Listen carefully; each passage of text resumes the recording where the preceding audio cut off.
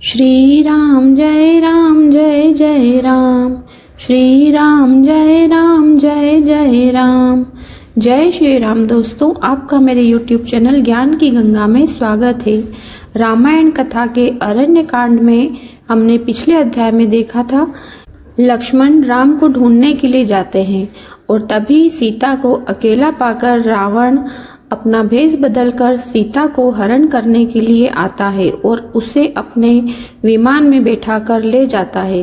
तभी रास्ते में उनको जटायु मिलता है और सीता जटायु से अपने बचाने के लिए प्रार्थना करती है। इसके आगे की कथा हम आज के अध्याय में श्रवण करेंगे।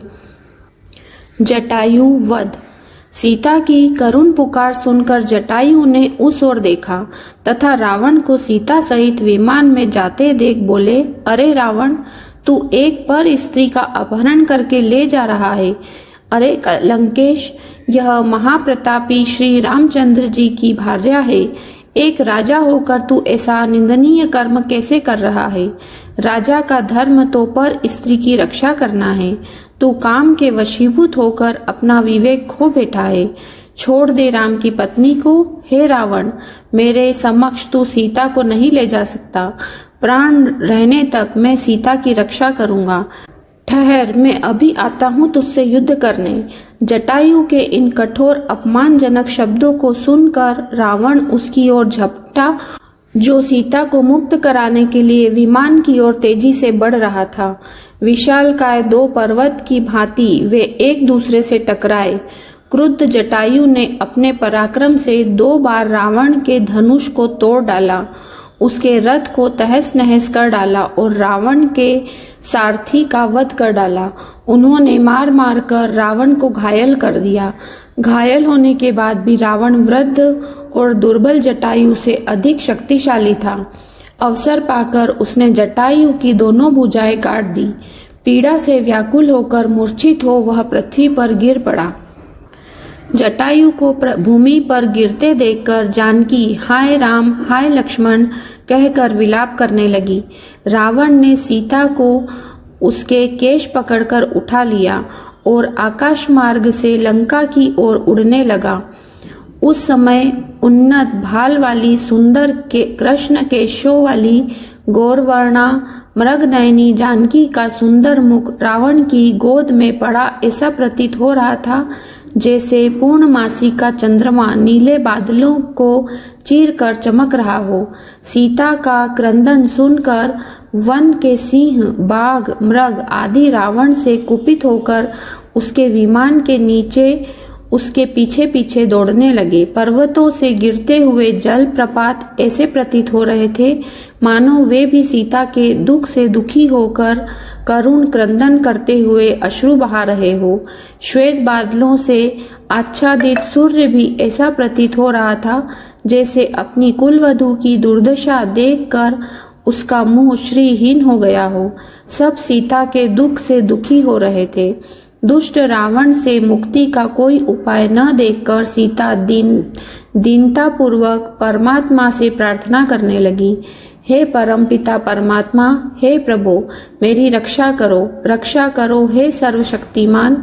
इस समय मेरी रक्षा करने वाला तुम्हारे अतिरिक्त और कोई नहीं है। हे दयामय, मेरे सतीत्व की रक्षा करने वाले केवल तुम ही हो।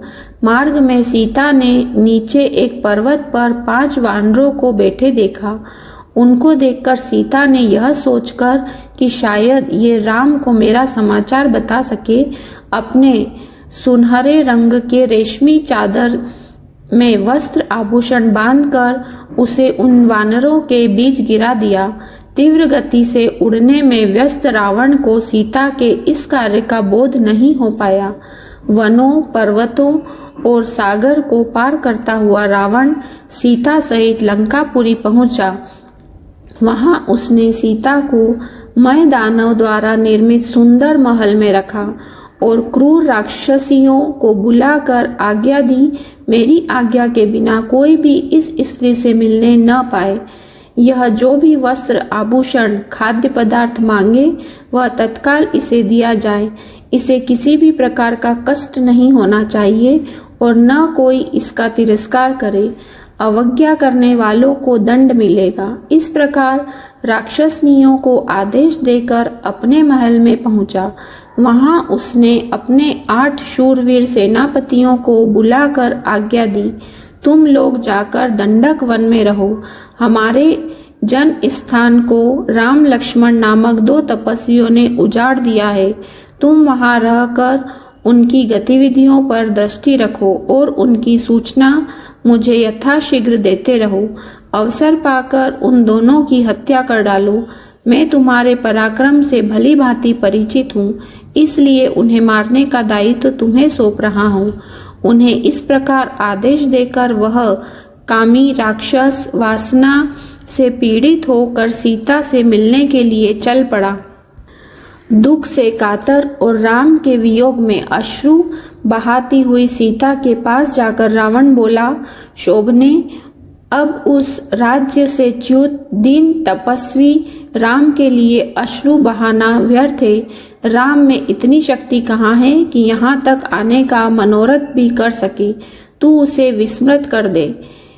विशाल लोचने, तू मुझे पति के रूप में अंगीकार कर ले। समुद्र से घिरे 100 योजन विस्तार वाले अपने इस राज्य को मैं तुझे अर्पित कर दूंगा। मैं जो तीनों लोकों का स्वामी हूँ, तेरे चरणों का दास बनकर रहूंगा। मेरी समस्त सुंदर रानियां तेरी दासी बनकर रहेगी।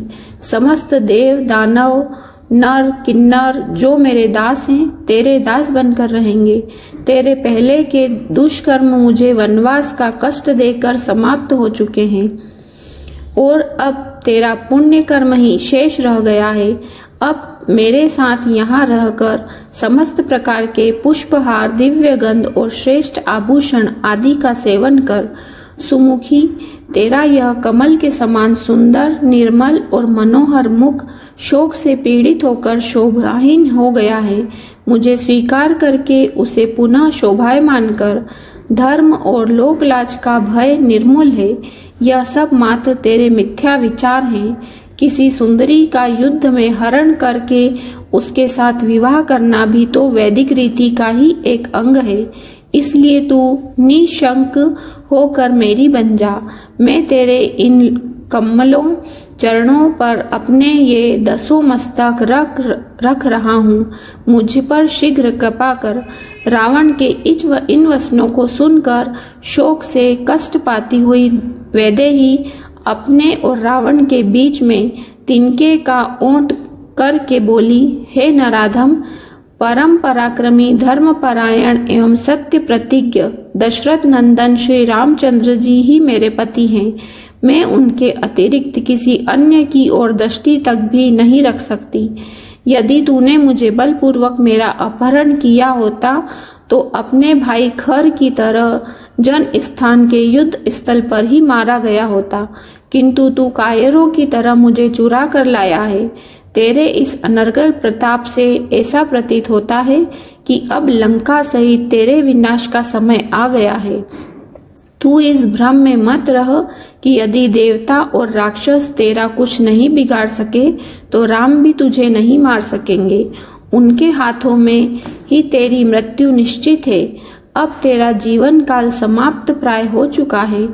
तेरे तेज, बल और बुद्धि तो पहले ही नष्ट हो चुके हैं, और जिसकी बुद्धि नष्ट हो चुकी होती है उसका विनाश काल दूर नहीं होता। अरे राक्षस धम, तू महापापी है, इसलिए मेरा स्पर्श नहीं कर सकता।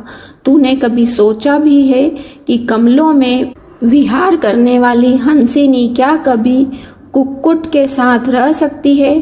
तू मेरे इस संज्ञा शून्य जड़ शरीर को बांध कर रख ले या काट डाल, पर मैं कलंक देने वाला कोई भी निंदनीय कार्य नहीं कर सकती। सीता के कठोर और अपमानजनक वाक्य सुनकर रावण कुपित होकर बोला, हे मनोहर हास्य वाली भामिनी, मैं तुझे 12 माह का समय देता हूँ। यदि 1 वर्ष के अंदर तू स्वेच्छा पूर्वक मेरे पास नहीं आई तो मैं तेरे टुकड़े टुकड़े कर दूंगा। फिर वह राक्षसनियों से बोला, तुम इसे यहाँ से अशोक वाटिका ले जाकर रखो और जितना भय और कष्ट दे सकती हो दो। लंकापति रावण की आज्ञा पाकर राक्षसनियां सीता को अशोक वाटिका में ले गई। अशोक वाटिका एक रमणीय स्थल था, किंतु पति वियोग और निशाचरी दुर्व्यवहार के कारण सीता वहां अत्यंत दुखी थी। सीता का अशोक वाटिका में प्रवेश जानकर पितामह ब्रह्मा देवराज इंद्र के पास आए और बोले, सदा सुख में पली हुई पतिव्रता महाभागा सीता पति के चरणों के दर्शन से वंचित होने के कारण दुख और चिंताओं से संतप्त हो गई है और प्राण यात्रा नहीं कर रही है। ऐसी दशा में निसंदेह वे अपना प्राण त्याग कर देगी। अतः तुम शीघ्र लंकापुरी में प्रवेश करके उन्हें उत्तम हविष्य प्रदान करो। ब्रह्मा जी की आज्ञानुसार इंद्र तत्काल लंकापुरी पहुंचे।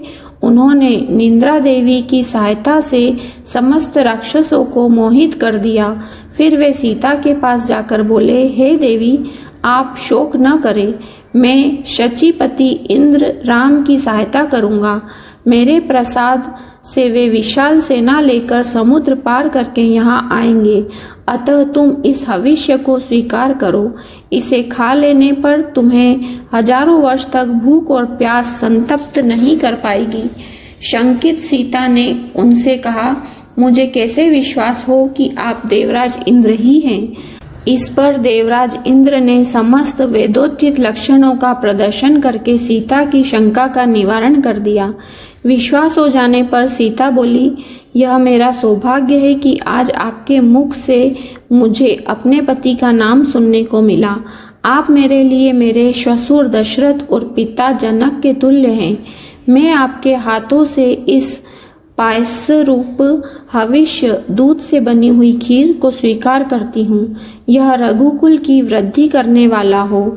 इस प्रकार से इंद्र द्वारा प्रदत्त हविष्य को खाकर जानकी भूख प्यास के कष्ट से मुक्त हो गई और देवराज इंद्र राक्षसों को मोहित करने वाली निंद्रा के साथ देवलोक को चले गए। आज का अध्याय यहीं समाप्त होता है। इसके आगे की कथा हम कल के अध्याय में श्रवण करेंगे। जय श्री राम। उम्मीद है दोस्तों आपको ये कथा पसंद आई होगी। अगर आपको ये वीडियो पसंद आई है तो इसे लाइक अवश्य करें और ज्यादा से ज्यादा शेयर करें। और अगर आप इस चैनल पर नए हैं तो चैनल को सब्सक्राइब कर लें और बेल आइकन दबा लें, जिससे आपको हमारी आगे आने वाली सभी नोटिफिकेशन मिलती रहेगी। जय श्री राम।